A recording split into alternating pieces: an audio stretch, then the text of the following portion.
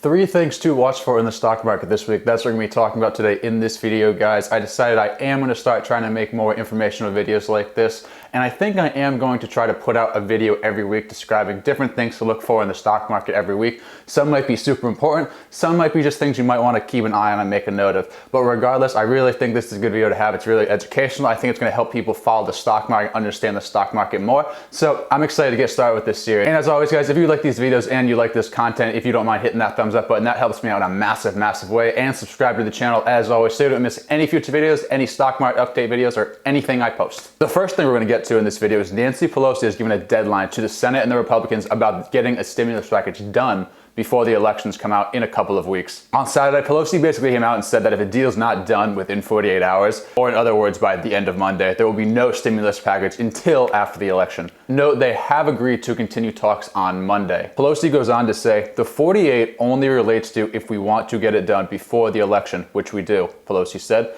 We're saying to them, we have to freeze the design on some of these things. Are we going with it or not? And what is the language? I'm optimistic because, again, we've been back and forth on all of this. Pelosi, in a letter to House Democrats on Sunday, said Mnuchin had sent her awaited language on virus testing over the weekend, a long-standing point of contention in the negotiations. She said there was some encouraging news, though much work remains on the issue. And then on the flip side, on the Republican side, Mnuchin said last week the White House won't let differences over funding targets for testing derail stimulus talks.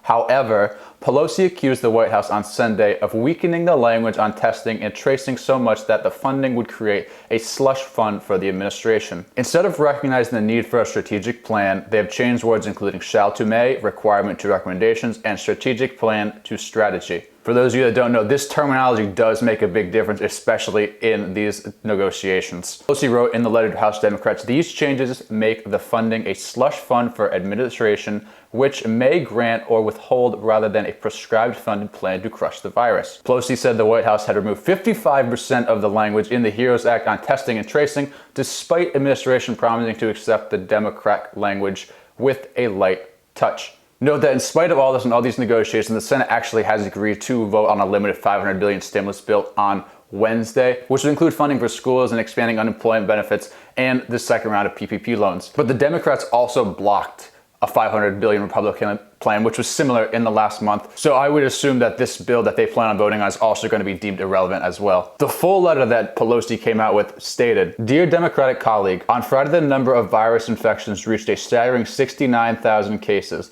the highest number in months. As infections soar and deaths increase, we must urgently act to protect the lives and livelihoods of American people.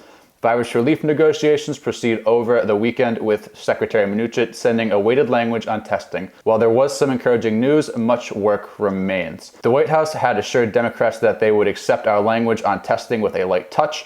Unfortunately, as the committees of jurisdiction review the White House's language provision by provision, it has become clear that these changes are not a light touch, but instead a deep dive. This makes me think they're very far apart and a deal most likely won't get done. These unacceptable changes include, but are not limited to, the White House's refusal to commit to a science-based national plan for testing, tracing, and treatment to crush the virus.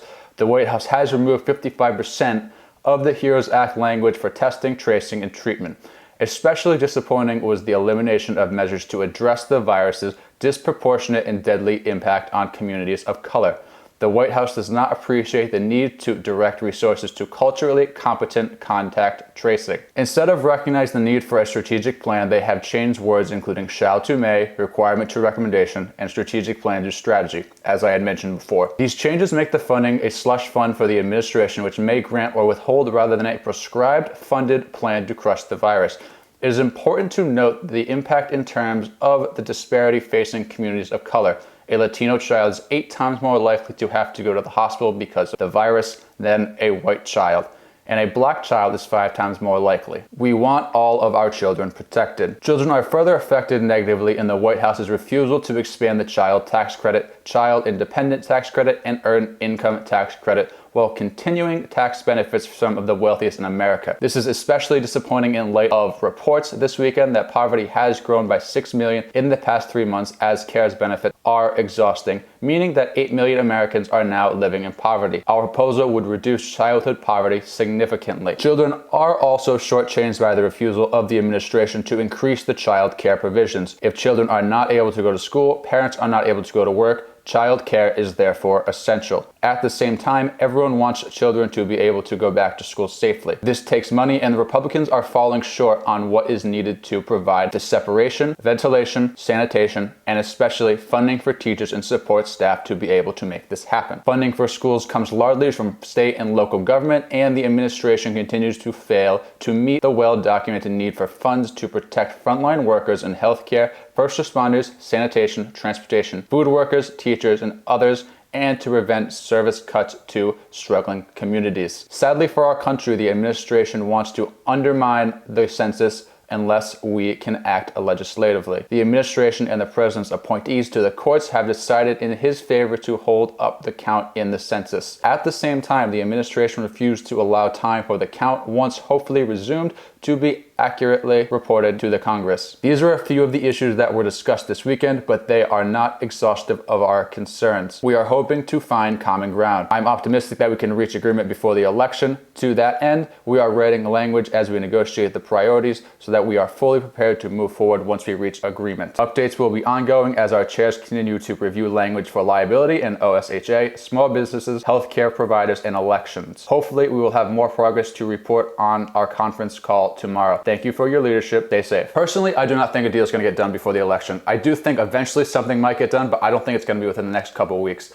I also do wonder if this is a negotiating tactic by the Democrats, similar to what people thought when President Trump pulled out the Senate and the Republicans from negotiating tactics a couple weeks ago. But like I just said, I would not expect it until after the election. The two sides do seem very far apart, and there's a lot they don't agree on. Although there are certain things they do agree on, there's more things they don't agree on, and they are big things. This is in no way any sort of political view at all, but it is important to the markets, and we have to talk about it because it could affect the markets. If a deal is not reached within the next 48 hours, I would expect some sort of dip in the market, or do not be surprised if things turn red. The second thing we're going to talk about to watch for in the stock market this week is earnings. This is earnings week. A lot of companies, a lot of big companies are reporting earnings. We're going to focus in on Netflix, who is scheduled to report earnings on Tuesday, October 20th. Netflix is one of the companies I dare say has benefited from this virus situation. This is in large part to the world basically just going into shutdown mode, and people were forced to watch Netflix. However, Netflix growth, it's apparent it's definitely slowing compared to the first 2 quarters of 2020. The first quarter, Netflix reported 16 million new paid users. The second quarter, 10 million new paid users. That totals 26 million total. I am sure you can do that math on your own. But this is important because for 2019 in total, they reported 28 million new users. So they almost matched their total from 2019 in the first half of 2020. During the second quarter, Netflix did report that their new subscribers were decelerating, and they actually reported that only 2.5 million new additions were expected in this third quarter.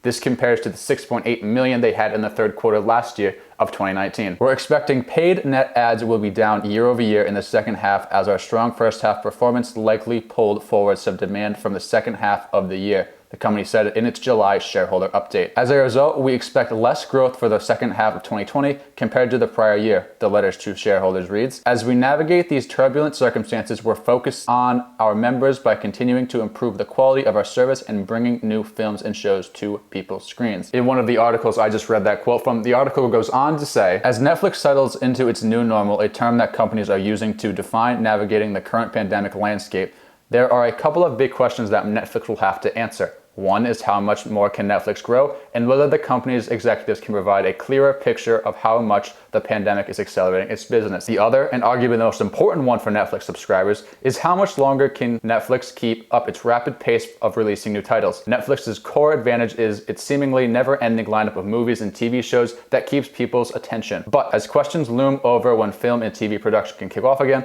there's a possibility that Netflix may have to hold back. I do think these are both valid questions to ask for investors and analysts, But analysts do think that Netflix is undercutting itself, and Wall Street does predict a consensus of 3.3 million new additions. This is going to be really interesting to see what Netflix reports, and again, their earnings are due on Tuesday, October 20th. The third thing we're going to talk about here is virus cases. We have to get into it because it does affect the markets. Investors don't like indecision. With the rise of cases and potential rise of death, rise of hospitalizations, this is not good for the markets, and it could eventually lead to a downtrend or a dip in the markets. This is important now because you're seeing countries reimpose restrictions such as the UK, France, and other European countries. Here's a chart that shows how Europe cases are currently going compared to the United States. The World Health Organization warned on Friday that Europe's outbreak is concerning as the number of intensive care unit beds in some regions declined. Mary V. Kirokov, sorry, I don't know how to say her name, I gave it my best shot. The WHO's technical lead said the organization knows of a number of cities across Europe where ICU capacity will be reached in the coming weeks. This is definitely not good. You saw this early this year, mainly in New York, when they just didn't have enough ventilators and enough hospital beds. It is going to be a concerning problem in Europe. Our worry has been that we would see a fall wave, that we'd see a big resurgence in the fall, said Justin Lessler, an associate professor of epidemiology at the Johns Hopkins Bloomberg School of Public Health. And that has really been something I think all of us in the public health community have been worried about for a while. In the US, virus cases were growing by 5% or more in 38 states as of Friday, according to CNBC analysis of data compiled by Johns Hopkins University that uses weekly average to smooth out the reporting. The nation is averaging roughly 55,000 new virus cases every day, a more than a 16% increase compared to a week ago. When the US descended from its first peak in April, where cases were largely driven by New York and other states in the Northeast, the number of new virus cases got stuck around 20,000 per day, Fauci said. Ideally, the US would have reported less than 10,000 cases every day, he said. This makes me think that Fauci thinks that this second wave is going to be very worse, and the recovery from the first wave was just not good enough. Then cases resurged in America's Sun Belt over the summer as states tried to reopen their economies. The number of daily new virus cases swelled to a high of nearly 70,000 cases a day before subsiding once again. However, new cases have since hovered between 40,000 to 50,000 cases a day. You can't enter into the cool months of the fall and the cold months of the winter with a high community infectious baseline, Fauci said. He added that the positivity rate, or the percentage of tests that are positive, is going in the wrong direction in more than 30 states. I personally think this second wave could be worse than the first one, mainly because people won't be going outside as much because it's cold. People will be staying inside. Obviously, restaurants cannot do outside seating. Well, they can, but I don't know how many takers they're going to be in 30-degree weather in the wintertime.